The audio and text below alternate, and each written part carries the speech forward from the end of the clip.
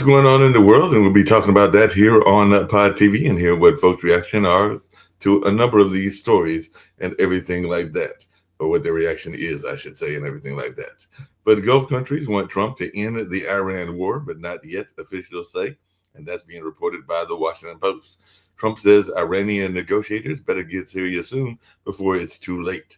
And that's something that he was warning, and all along those lines. The Iranian naval commander Ali Reza Tangzera has apparently been killed in attack, is what Israel is saying. So definitely that's saying that they have killed a key Iranian commander involved in the Strait of Hormuz blockade.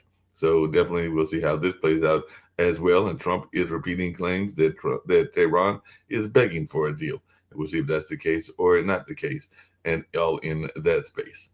And DHS despair is taking hold on the Hill, and nearly 500 airport security staff quit as DHS shutdown drags on with no end in sight.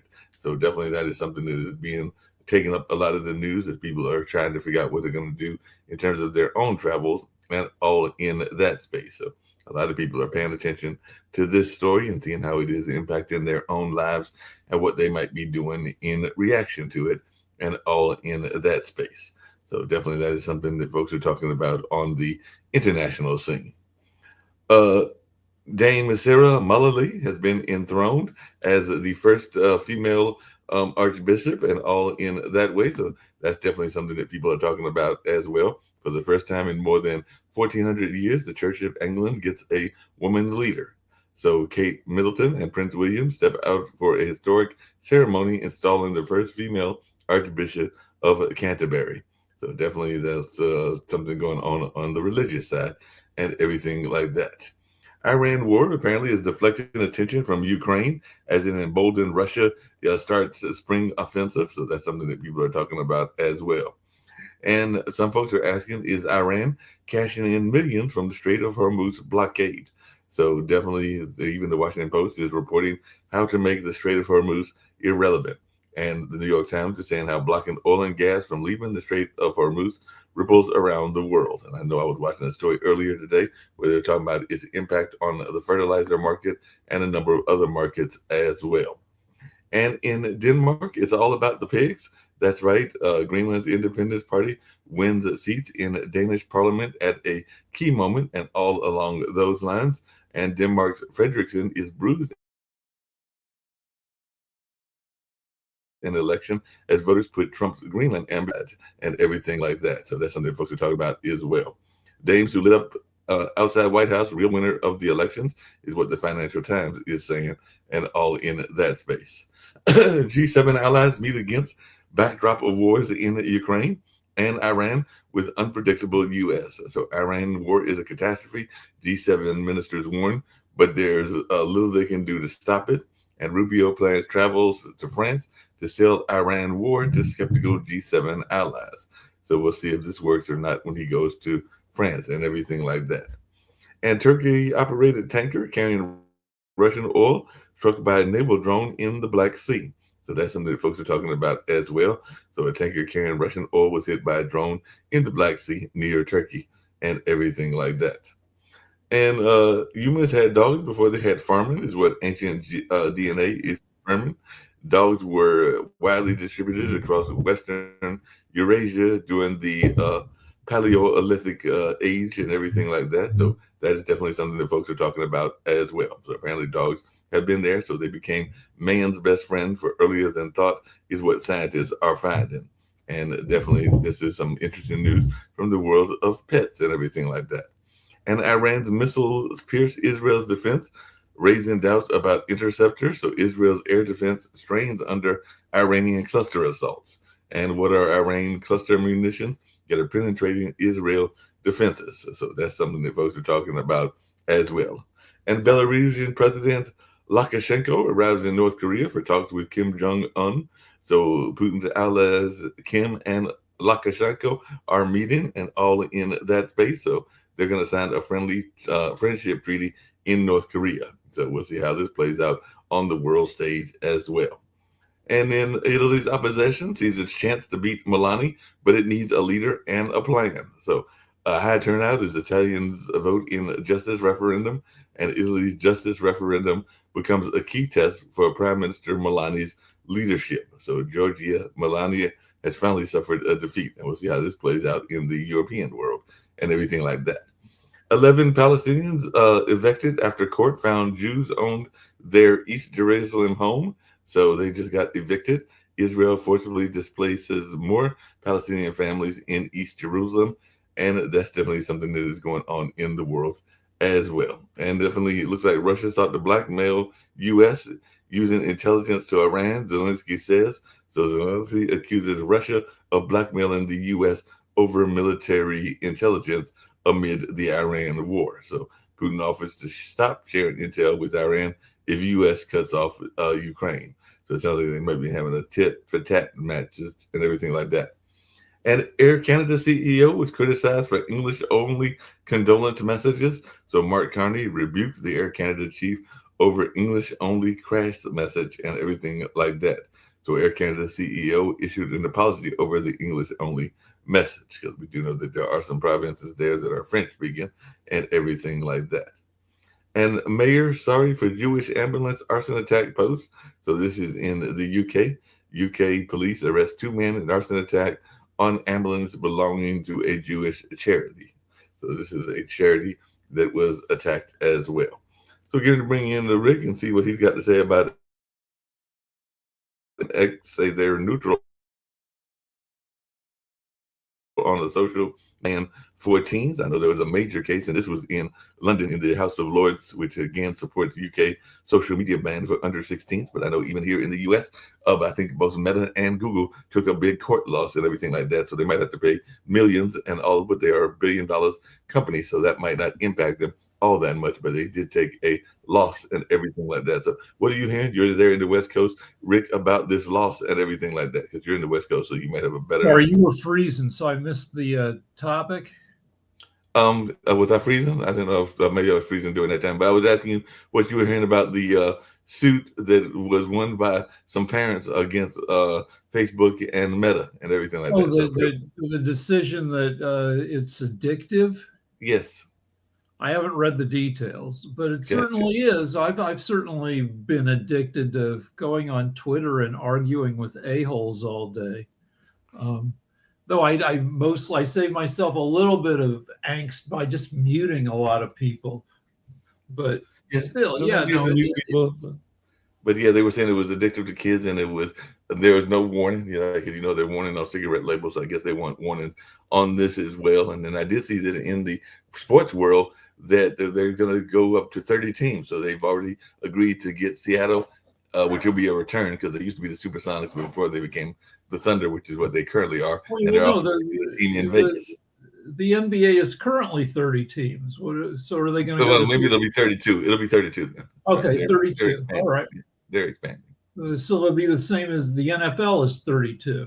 I think the NFL is 32, right? So they're going to Seattle and Las Vegas and everything like that. All right. I heard one of your states got some great compliments, because I know you spent some time in Boulder, and I was watching one of the news, and they were ranking the different cities and which cities were doing really well, particularly in IT. And I think Boulder, Colorado came out as better small. Yeah, Boulder's always been a tech-heavy city. Right. Boulder's a great town. If you've got a job that lets you live there, it's pretty expensive. Real estate in Boulder runs about the same as real estate in Los Angeles. Oh, wow. And I assume it'll get it even a little higher, because Boulder just got Sundance. Yeah, wow. But, I knew they got Sundance and everything like that. In Trump world, for the first day of the war, gas didn't go. Average price of gas didn't go up overnight. It dropped 0.2 pennies. So it went from 398.3 to 398.1 cents a gallon. So I thought we'd be at $4 a gallon by now. We're just barely under that. Yeah, but it's still, they may get to $4. They did say that they killed another guard. I think this was the one that's running their Navy, which is trying to keep the Strait of Hormuz closed and everything like that. But now Trump is making some interesting warnings. And I did see some very interesting AI videos that were painting Trump as a enemy of young people and everything like that. So I know that I sent a video to Kim because it's all over the social media websites and everything like that. Are these AI videos? Who's putting them out? Iran is putting them. Iran is putting them out, and it's got images like, I think one of the images is representing the girls that were killed. It's just like one girl. I think they're all girls, but there might be a guy too, a little boy. But they're all like in places that have been terrorized. Because actually, there's one that starts off. I think one of the videos starts off with a Native American man, like an older man, because it's like talking about. It's implying that the U.S. was involved in the horrible atrocities of Native Americans, and then it goes all the way to the Epstein's house. It's propaganda from a foreign country. We don't need to pay attention, but we should pay attention to what Trump himself says, which we've never had a president being publicly confused like Trump is, where in one sentence he says, we've won the war.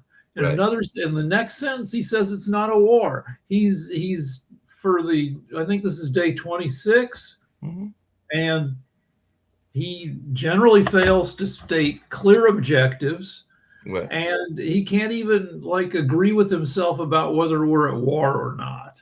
Which is probably why he's running into problems with the Republicans, because there are people like Lauren Boebert and others that are even Nancy Grace that are not necessarily excited about the war, and they want him to find a way to get out of the war, and they push him back against his leadership because he is the leader of the Republican Party and everything like that. So he's getting his negative disapproval is reached another high. He's now at negative 16.8% disapproval. That is 40% of Americans surveyed approve of him, 56.8% don't approve.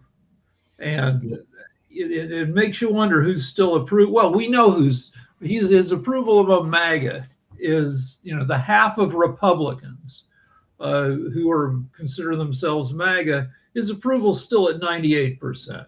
Oh, yeah. But he's lost some MAGA supporters even because they didn't win their office. Because I know that Specter lost here in North Carolina, and there's some other MAGA supporters that have lost their offices. So we'll see how much control they have over politics as the midterms play out and everything like that. So it'll be interesting.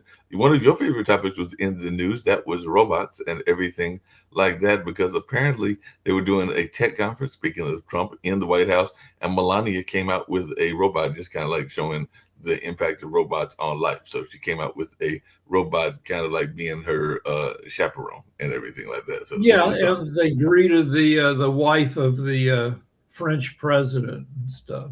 But I mean, the idea that people should be listening to Melania about anything, well, she's not proven herself to be an expert on anything, but okay. And I mean, the number of humanoid robots that will be in homes and businesses, factories, it's going to increase. I've got a buddy who thinks that over the next 70 years that we will have, by the year 2100, we'll have 1 trillion AIs out in the world, and they won't all be humanoid.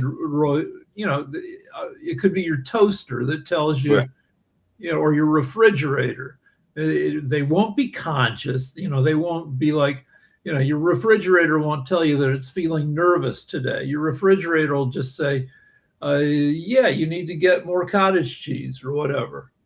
So we might be heading. I don't know who likes cottage cheese, but I'm not a big cottage cheese. I'm not a big cottage cheese fan and everything like that. But there might be others that like cottage cheese and everything like that. But I remember an old book, this was a while back, that talked about that notion, because it was a woman that basically, and I don't remember the title of the book, because I think it became a movie, but basically it's kind of where we may be heading, because the house was entirely computerized, and at one point the house locked the woman in. I want to say the house might have even abused the woman. Yeah, well, we're going to see, in addition to seeing a bunch of robots to help us out, we're going to see a bunch more crappy TV shows and movies about robots gone bad. Yeah, the rogue robots. Dr. Sharif, how are you doing? I know you've got some big events going on in Bangladesh. I was just talking about people about you and everything like that, because they were kind of do a conference in the New York area. So I said that they need to get in touch with you and maybe they can participate in your conferences coming up because they are organizing one. I think it's mostly around women, but they will have a few men and everything like that. But how is your conference coming and when is the conference again? I know it's coming up. I want to say in either May or June, but I know it's coming up soon. Yeah, thank you. We have conference for commercialization for marketing purpose. Definitely, it's an academic conference. Many scientific papers from around the world we are getting for this conference. We publish our conference papers through innovative academic research publishers through this Paris National Library and so on. This is very interesting case studies. You can find every countries from North Americas, from Europe, from South Asia, different corporations. They develop their case studies, how the commercialization part work, how artificial intelligence creating impact. Even you can find many interesting aspect of this war, these challenging situations, because you know that because of this war, heavily this emerging economy heavily affected by this war, especially for the economic purpose, for this energy purpose, and so on. So hopefully through this conference, and definitely we always publish through Pot TV. I want to welcome you all in this high quality and impactful conference. And if any of the corporations and academia or research institution or media want to collaborate with us, we are happy to collaborate with all of you. Your valuable comments and scientific research is valuable for the academia and industry. Thank you. I appreciate Two everything. things out of Russia. Two things out of Russia here. So Russia may be starting to send drones to Iran, and Russia is now making $760 million a day off of oil. You know, because this war has helped them raise money for their war by increasing the price of oil. Sasha? Yeah. Well, I would like to mention that you're right, that Russia is a serious supplying war. You gotta Um, get closer to the mic. oh, okay. So Russia is beneficiary of this war so far. There are some others. My question is, what is United States getting out of this war? What is their benefit so far? Anybody? Trump has not made a clear case for what we're getting out of this. He contradicts himself. Mm, He says that he's getting stuff because I know he said he's got some great big surprise, but it sounds like it's for him, not necessarily for the country and everything like that. So that's one of the things that people are trying to figure out is what did Iran give him? Because they're saying that they're not negotiating, even though, as I was just saying, Sasha, another leader was recently killed. I think it was their naval commander and everything like that. So they said that they are not negotiating. And like I was telling Rick, there's been some innovative propaganda that they have put out as well and everything like that. So how long do you think? Because I know there was a time that folks thought that the Ukrainian war, or at least people in Russia, would think it was only going to last a day, and what we're going to go into year 4, almost year 5, and everything like that. So, how long do you think this war in Iran is going to go, and how is the war in Iran impacting what Zelensky can do in terms of? I'm looking at an article from the Telegraph out of London saying that we only have another month's worth of missiles to use at our current rate. So then what happens? Yep. Well, I don't think that without boots on the ground, the United States can get anywhere forward in this war. So the boots on the ground, I think it's coming the next few days. And then we'll see how it is effective, how it can get the result of this war any positive for Trump, because right now it's from judging from the latest election in Florida, in Mar-a-Lago, by the way, Mar-a-Lago, right. Democrats won both. So it seems to me that the political future of Trump will be decided in the next 2 weeks. Yep.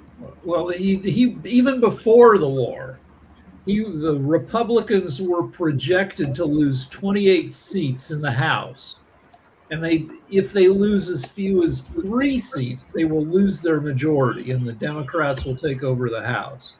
Yeah. So But there's absolutely no way that they hold the House. And the Senate is right now a 50-50 even chance. yes, so they could actually capture both chambers and everything like that.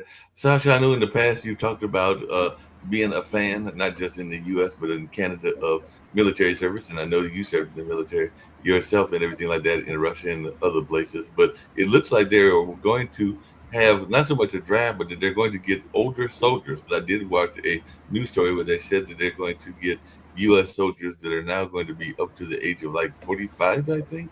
So what's your take on this? Because they're saying that they might even recruit some soldiers. I would still be past it because I'm now in my 60s, but they might be recruiting some people to be soldiers that are older. So it might not just be our young people that'll be soldiers, but I think they said up to it's either 42 or 45. 42. They raised it from 35 to 42. Gotcha.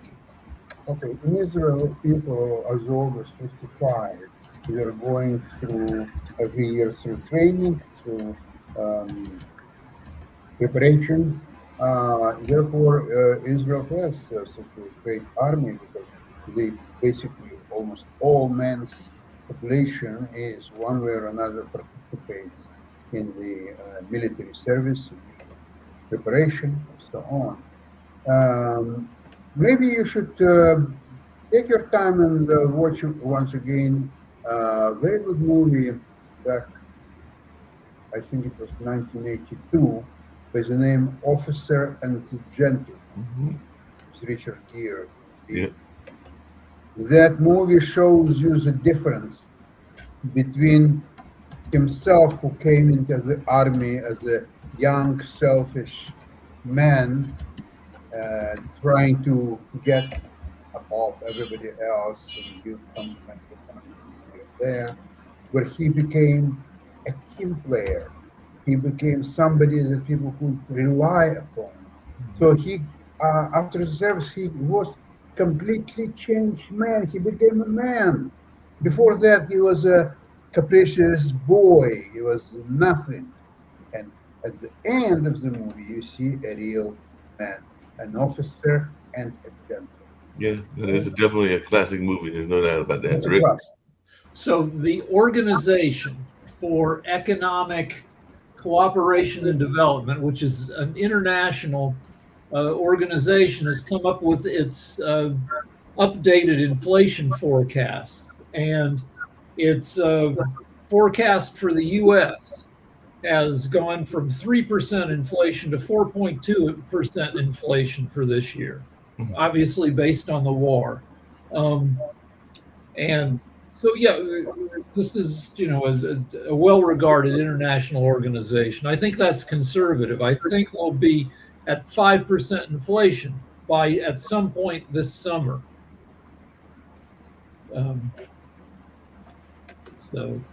And of course, 5% is a number that got Biden in trouble. Yep. When it happened to him. Yeah, but he's wasn't there another president, Rick, that was considered a Teflon president? So it sounds like with the MAGA folks that he's got that same reputation that I think Reagan had. We'll see. We'll see if Teflon Iran. We'll see if he stays so Teflon when inflation hits 5% at the end of June. Yeah, that'll be the interesting thing when it hits that percentage, if that's the case and everything like that. Because definitely, and how it impacts the gas. I know a lot of people are still upset about it and everything like that. So paying $8 for a pound of butter, or $8 for a gallon of milk. People will be pissed. They'll definitely be pissed and everything like that. But a couple of other stories came up. The DHS is still got some serious despair because there's a bunch of folks that are not working, and I think it's 2 days before Senate is supposed to go to recess. So there may be a lot of folks that are there, and they can't agree on body cameras for the ICE agents that are helping TSA. And the ICE agents aren't really helping. They're not doing a lot at the airports. They're the wait times the average wait times at U.S. airports continues to go up every day, and even by adding ICE agents to the flow, is not reduced wait times. Yeah, and I know that definitely Dr. Sharif has had students that have thought about coming to the U.S., but apparently there's an immigration slowdown, which has hit every major area in the U.S., according to what the census is saying, everything like that. So they're saying slow growth is impacting the nation's largest counties the hardest. So counties like in Texas and California and other places like that. So what are we thinking about this notion of not wanting the immigrants, so therefore their amount of flow into the state is going down and everything like that? So we keep talking about the U.S. is making fewer than 80% of the babies that we need to have a stable population instead of a declining population. So if it weren't for immigration, the U.S. population would be declining. Right now, it's at the lowest rate in the entire 250-year history of the country. We're at less than 0.5% population growth a year. So it's not like we're being flooded with immigrants. And it's not, Trump has shut down the southern border. And I challenge you to tell me how your life is better in any way in America because the southern border has been shut down. I can think of one significant way, which is there's less fentanyl coming in, but that was a decline that started in 2024, even before, a full year and a half before Trump took over. Besides that, rents haven't gone down. The job opportunities haven't gone up. The U.S. has created zero net new jobs in the past 12 months. Wow, so they created net zero jobs and everything like that. That's just amazing and everything like that. So we'll see how this all plays out with the job situation, which is definitely in concern to many people and what they're going through. So this ought to be interesting. And of course, people are still trying to figure out what's going on with the Epstein files and other things like that. So they're seeing that flipping of Mar-a-Lago was a good sign for the Democrats in that special election. So we'll see how that plays out as well. So lots going on in that world environment. What are you hearing about? I know y'all had y'all show on 2 days ago. You got another one on Friday, today being Thursday and everything like that. But what are you hearing about the Ukrainian conflict, Sasha? And what's the latest news and where are we at with that the conflict? Is there any decisive victory by either side, or what's going on with the Ukrainian war? In my opinion, the war still continues there, obviously, and Ukraine is doing better and better as we speak. They're accumulated enormous experience. They got a lot of new weapons and ammunition. And so therefore, the longer the war will be holding, the more advantages Ukraine will have, and eventually will get the war. Trump, I think he lost interest to that war and peace negotiations of some kind. He lost it because not only his involvement in Iran, but also the fact that after Europeans last Friday gave Ukraine $120 billion using Russian money as a collateral, so then all the so-called Geschäft between Putin and Trump is gone. It goes up in smoke because they wanted to split this money and do this. Okay, you do this and I'll do this, and okay, we are friends and so on. Done, gone, no more the money. So when there is no money, Trump is losing interest very quickly. Also, he wants to be associated with a winner. So for him, Russia was ultimate winner. It's bigger, it's stronger. Russia is not winning. Almost enough. It's 4 years plus. So it's 5th year of the war. Where is Russia? They're taking 1/10 of Ukrainian territories in 5 years. So it will take 50 years to get anywhere what Russia wants. So he lost interest. He's out. And also now Europeans, they provided the money to Ukraine. They're providing the ammunition and weapons and so on. So now they're at the table. And they will say, hey, Trump, who is Trump? And what are you doing here? Get the hell out of here. Nobody wants you here. Okay, bye-bye. Yeah, So, he lost his interest.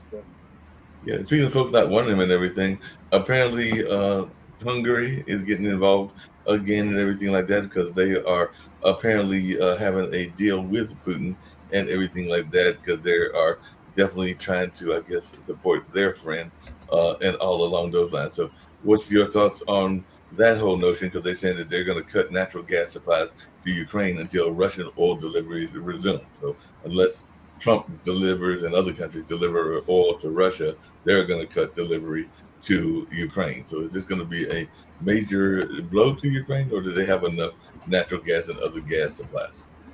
I think they have enough and they will get it elsewhere. And I think Orban is a thing of a bust. I think the upcoming election in Hungary is a big loser in that election. And after that, I think Hungarians have to make a trial of him and get a firing squad. Yeah, that makes sense. Everything.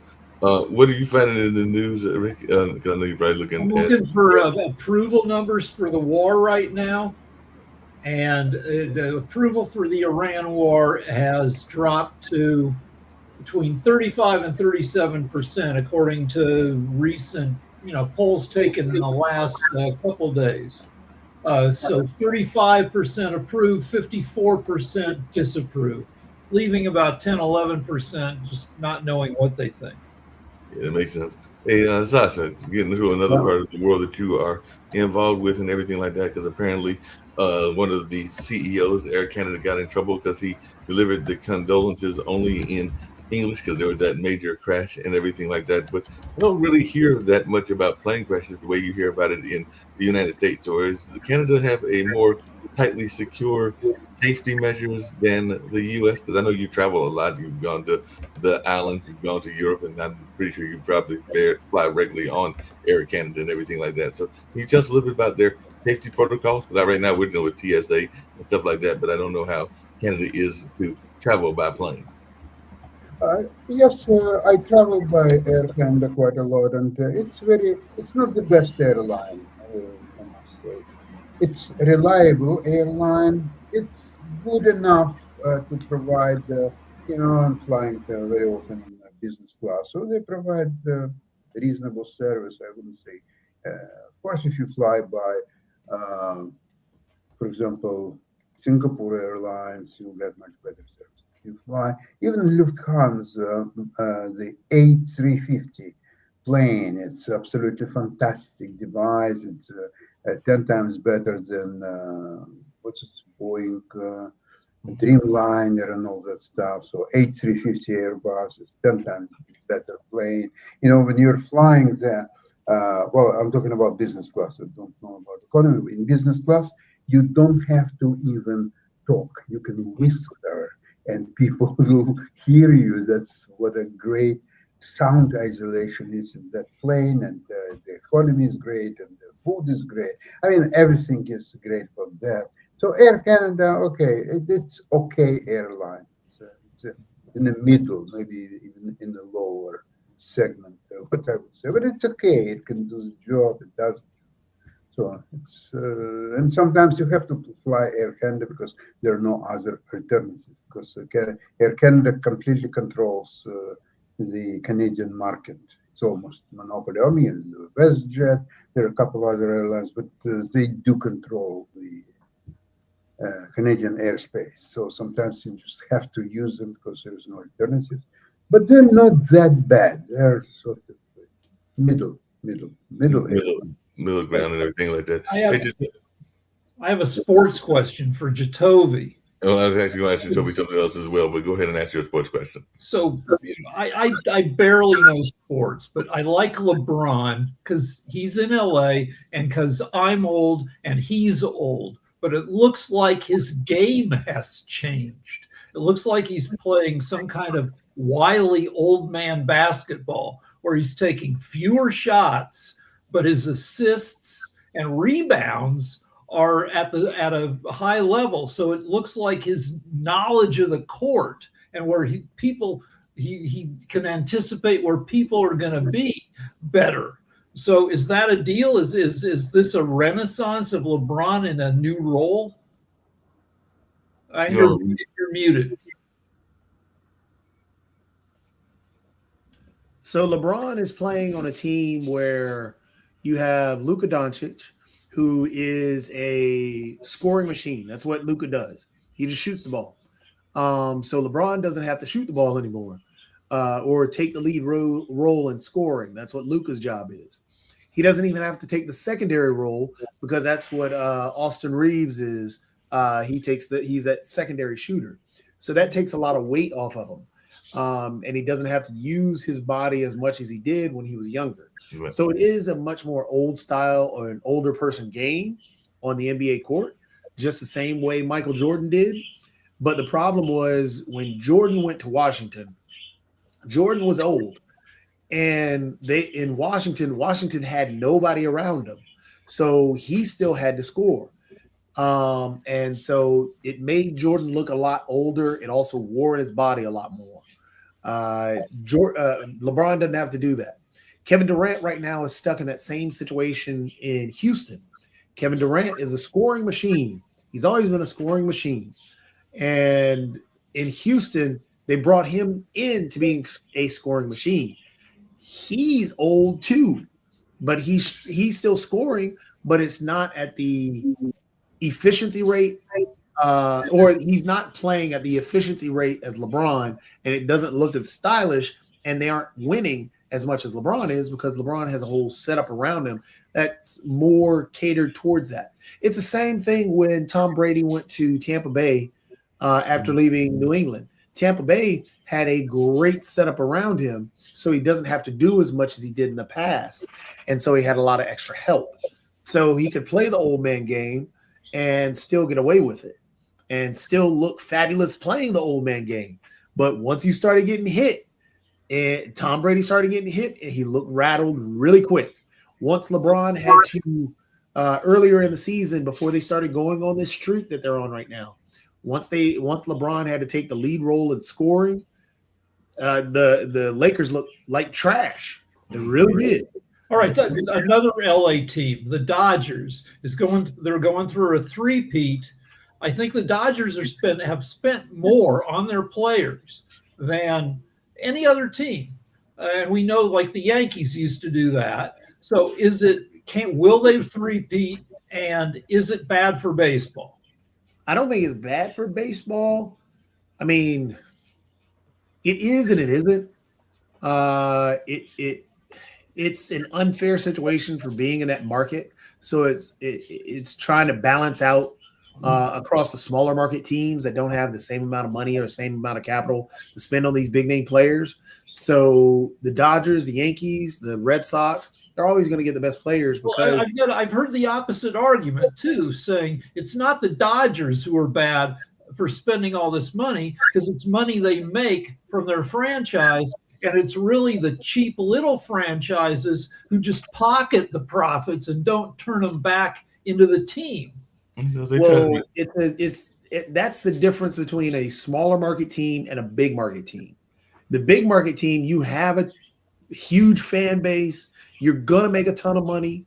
As an analogy, say if Mark is that big market team, Mark is in LA. Mark has a ton of money to spend. Say Sasha is sitting in, we'll say Montreal, Toronto. Yeah, in Montreal or Toronto, a smaller market team that doesn't have all that money. So Mark can go out and hustle and grab. He can pay the many players go into the luxury tax, and it won't affect him. Sasha can't do that. Sasha has to be able to negotiate with his players, pick up a lot of rookies, go on trades, and pick up those players on those smaller contracts. And if so happens that you get a big player that's playing on their early contract, it's great. But as soon as they want that secondary contract, they're going to where? They're going to Mark.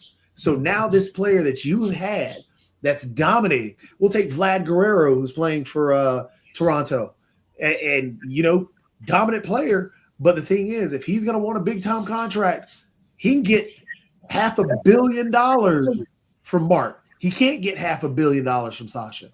So No, where do you I go saw play? it. Like if you get lucky and you get a rookie, I guess the MLB minimum is $820,000 Yeah. a year. And so I mean it's the same thing. I mean it's across all This is across all sports, but just really But quickly the in that thing same is, thing.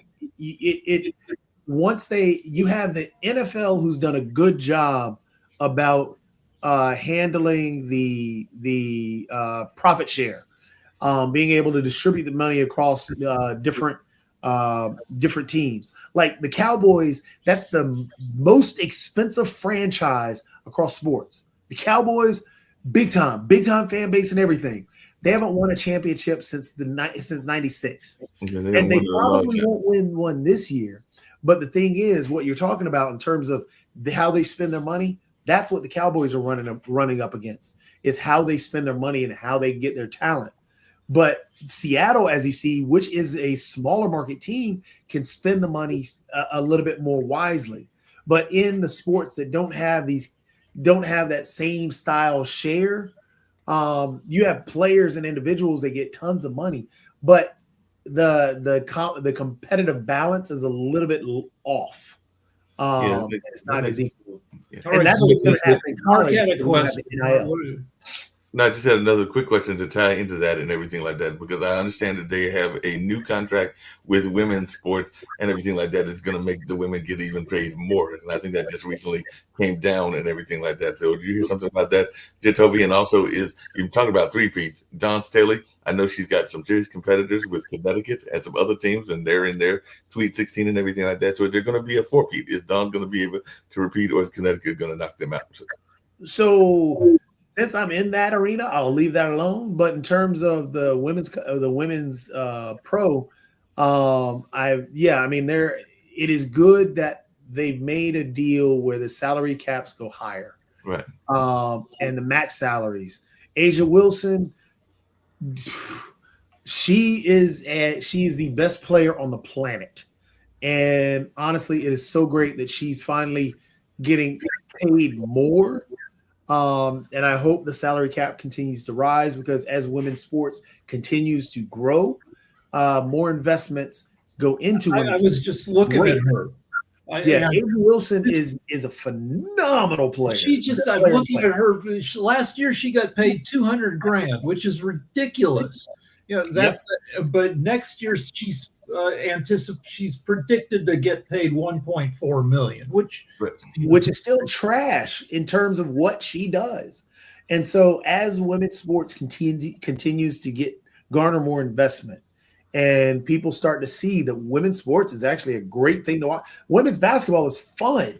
It is actually basketball. It's more basketball than the men's pro. I actually, Jatovi, I actually heard I was watching one of the games yesterday, and I actually heard one of the players, I forgot which team she was with, but they actually described her as being the most complete player, even more complete than the male player, as everything like that. But it was one of those. I keep trying to get my wife to go to a WNBA game with me, because the tickets are cheaper. Also, it's a shorter game. It's only 40 minutes compared to 48 for men's basketball. So you're out of there faster. And the thing is, if you like basketball, the way it's supposed to be played is how the women play it. Don't get me wrong, I do enjoy men's basketball and everything else. I love sports. So with women's basketball, you can see the plays being set up. You can see how the passes are going. Yes, you may have a dominant player like an A'ja Wilson, but for her to be dominant, you can see her team working the ball around. You can see the setup of the play. You can actually see basketball. With men's, and this is honestly why I'm a big fan of OKC. I was a fan of I like Golden State, the way they were playing and try to play, but they don't have the players to do it now. But OKC right now is playing that way. And so is San Antonio. San Antonio's back to it. This is why I'm so excited about Victor Wembanyama, is they're starting to move the ball around a little bit more, and more people are actually playing the game of basketball. All right, I got one more crazy number. Caitlin Clark, maybe the most famous WNBA player. She's in a ton of ads. She got paid $78,000 last year. Yep. That's so all right. So But that doesn't include her endorsement deals, does it? 'Cause I think right. with endorsement So yeah, Well, she the does thing is- fine, but still, that's a ridiculous salary. It is very ridiculous. And Caitlin Clark,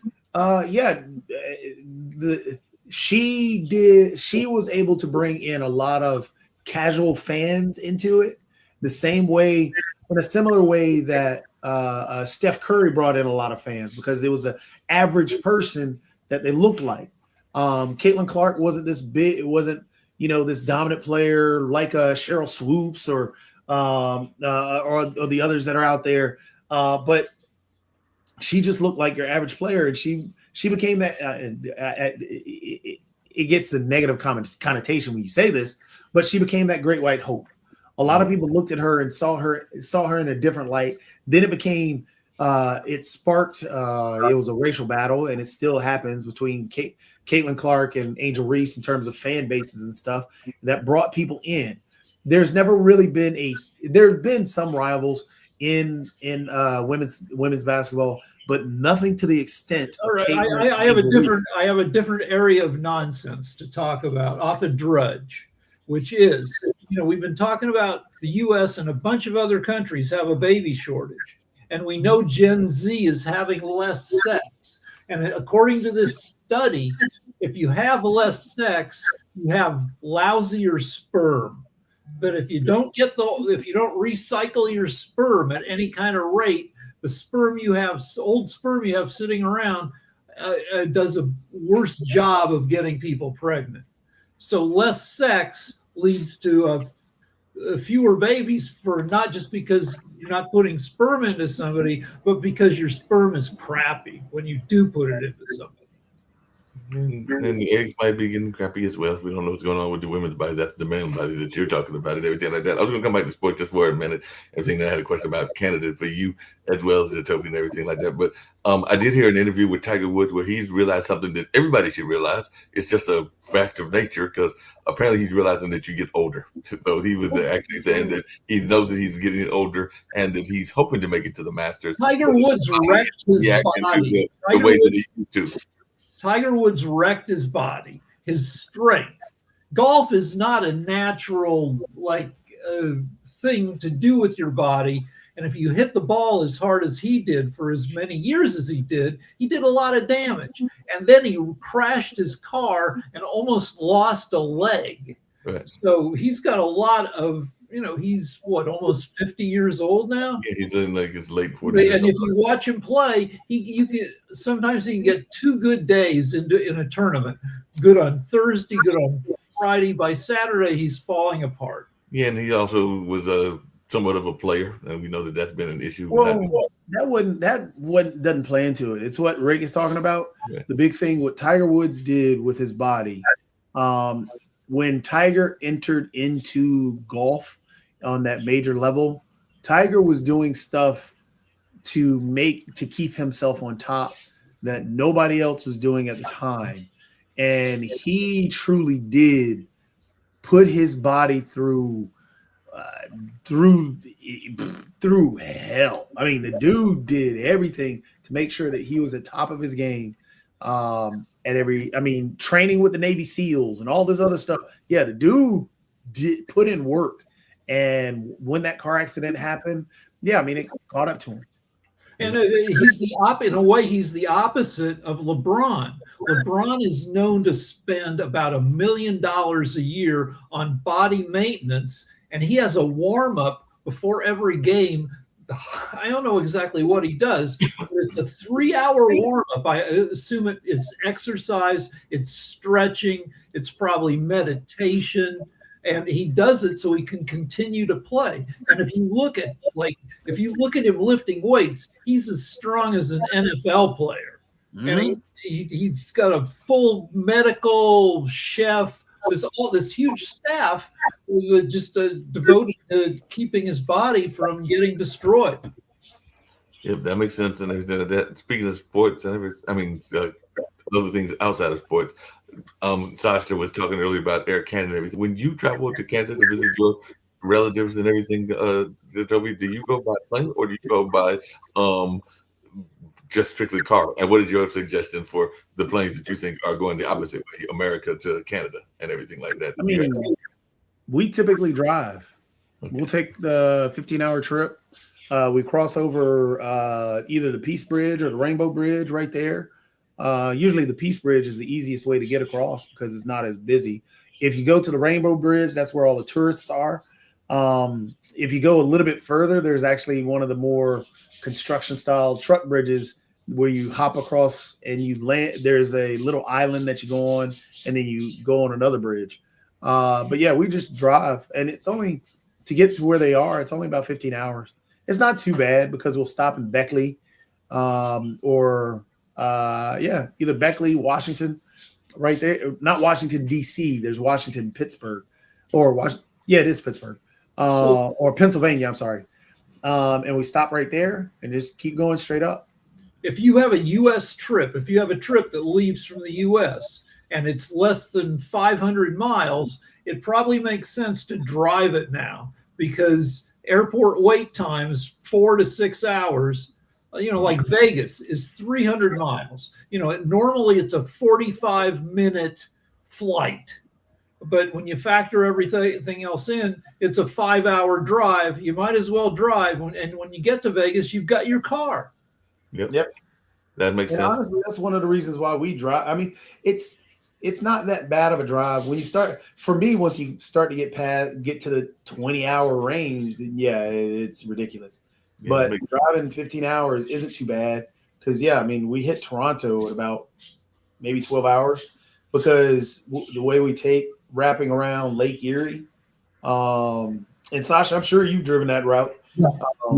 Just coming down Highway 90. Highway 90 is just fine. You just burn down the road. You hit right there at Lake Erie, and you go straight down from Lake Erie. And, yeah. Queen Elizabeth Way. Yep. QEW. Sasha, so if people want to, if people are a little bit fatigued by what's going on in the U.S., they want to go to Canada, where should they go for a 3-day long weekend in Canada? Well, those on the west coast, probably they will go to Vancouver. Vancouver Island is a very pretty place, Victoria. Actually, Victoria is capital of Columbia. Well, those on the east coast, they may go to Montreal, Toronto. Quebec City is very nice. I guess there are a lot of options. Of course, not in the winter time. You don't want to do it in winter time. But now, since from May to September, even early October, that's fine. That's very good. Sasha, I was online earlier today. Sasha, don't hide the secret. Hold on a second, because I had a question weather-wise for Sasha, because I was online earlier today talking to a young lady. I think she was in Quebec and everything like that, and she actually took the phone because she was on TikTok and everything, and it was snowing there and everything like that. So do you have snow outside of your house and everything like that right now? Because she was getting snow in the middle of March when we were in early spring, but she was getting snow in that part of Canada that she was in. Yeah, there was a brutal winter this year, unlike any other year. Really, I don't remember anything close to what's happened this year. So thank God I was able to get away from it all for some time, but still it's a lot of snow, very cold, like minus 25 Celsius. If you wish, with wind, so it was quite impossible. Really, I don't wish anybody to come to Canada during this type of weather. Now from May, as I said, from May to September, maybe early October, that's fine, and you'll enjoy yourself. That makes sense. As we get ready to wrap up, we only got a few more minutes to go. I know you are a student of culture, just like I am, and everything, Sasha and Jacoby. And I had the pleasure yesterday on my online dinner party of having two folks that were focusing on some historical figures and everything like that. So there was a gentleman that was actually the boyfriend after OJ of Nicole Brown Simpson. So he was on the show. And then also, if you're into people that are like unique artists, because she worked with Weird Al and stuff like that, Judy Tanada's film biographer was on the show as well. So Judy Tanada just passed back in Tenuta passed in 2015. 22, but definitely had that whole love goddess kind of reputation and everything like that. So it was interesting hearing Brent's reflections on her and everything like that. So y'all can go back and watch that interview. It should be on the network, on the showcases and everything like that. So it's definitely out there. But it was interesting hearing some of their insights, because I think he had some time in Aspen, because I know you were in Boulder, but the boyfriend of hers had a restaurant in Aspen, Colorado. Wait, what's the question? It wasn't a question. I was just letting you know that you could go check that out. It was more of a question. It was more of a statement of upcoming of shows in the past that y'all can go check out. There was also some other filmmakers that were there as well, including some local filmmakers and everything like that. And a young lady from Melbourne, Auburn, who is big into aphrodisiacs. So it's always a very unique and eclectic mix of people that I put together for the dinner party, which is why I call it the dinner party and everything like that. So it was another eclectic mix and everything like that. But it was fun conversation. So if you wanted to, you can go back and watch that. Do we have any idea when the next, speaking of eclectic conversation, Naked at Night is going to be? Because that's a show that I talked to JD a couple days ago, and he's still down in McAllen, Texas, dealing with his mom. His mom is in her 80s, and she needs help. And JD was the family member available to help her, and they're trying to line up. They needed to get approval from Medicaid to get in-home care a few hours a day. And once that's in place, JD will be able to come back to LA and we'll be able to start doing shows again. But right now, he's still down in Texas. That makes sense. How is the care for folks that choose to go into care, Sasha? I know that you're definitely very much alert and everything, and I'm sure you don't need that care anytime soon. And I hope that you never need that care and everything like that. But how much is the care industry for those folks that are older in Canada? I don't know enough about Canada to know how they do and everything like that. Well, you have different options. Some of them are very affordable, but the quality of care, I don't think is the greatest one, but at least it's available. Now, those people who can afford a little bit more, they have very nice options to stay in hotel-like facilities with 24 hours service, and so there's nothing to complain about, actually.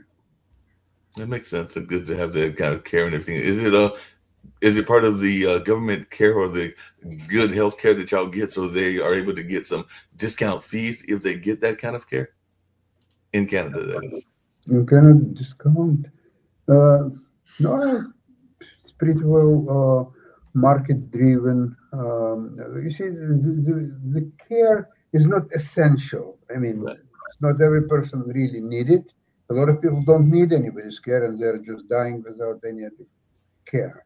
So, but there are options available. You don't want to use these options, okay, you don't use it, whatever you want to do. But the options are there. So if you want to use these options, it's available. It's there.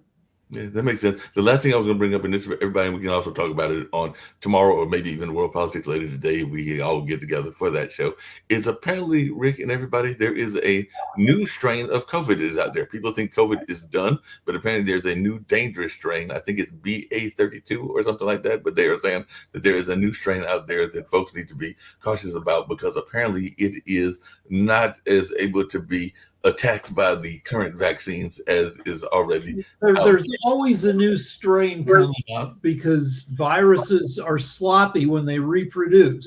Right. So if you have enough people with COVID, somebody's gonna cook up a new strain, and it's gonna proliferate. But lately, COVID numbers are low nationwide. So if we're lucky, the new strain won't cause a huge spike, because we're going into summer and COVID numbers are at their lowest in the summer when people are outside and aren't spreading it in classrooms and stuff. So I'm hoping for the first time this year, at least on the West Coast, since COVID started, we didn't have a Christmas spike. And I'm hoping that even with the new strain that we can continue to get lucky and we can have a good summer, and which would lead to a decent fall. There are only 2 states right now with maybe Louisiana and Michigan that have high levels of COVID. Everybody else is moderate or low. So, fingers crossed. We'll keep our fingers crossed about COVID, and on the other lighter side, we'll keep our fingers crossed about pollen, because I know that that's a major issue here in the South, because people are upset about their pollen counts and everything, even though it's not as deadly, even though there are some people that have severe allergies, but it's nowhere near as deadly as COVID. But yeah, people, because even like I've got some friends that are upset about the yellowing of their cars and just the pollen, because it's at a higher rate now and everything like that. So. But on that note, we're ready to get on out of here, and we'll talk about some other things later on this evening, hopefully on World Politics. I'll create that link and see who joins me, if anybody, and all along those lines. And then we'll come back, of course, for this show on World Edition. We do have some guests coming next week, and I'm hoping to get Steve back as well. But I know we have a guest about diplomacy and a guest about, I think it's a medical guest as well, but they won't be until next week. One will be on the 3rd of April, which will be next Friday, I believe, and the other will be on the 7th, which will be the following Tuesday. That could be right before one of your Ukrainian shows, Sasha. And I will be creating the links in the next couple of days, so I'll get those to you as well. Thank you. Bye. Bye-bye.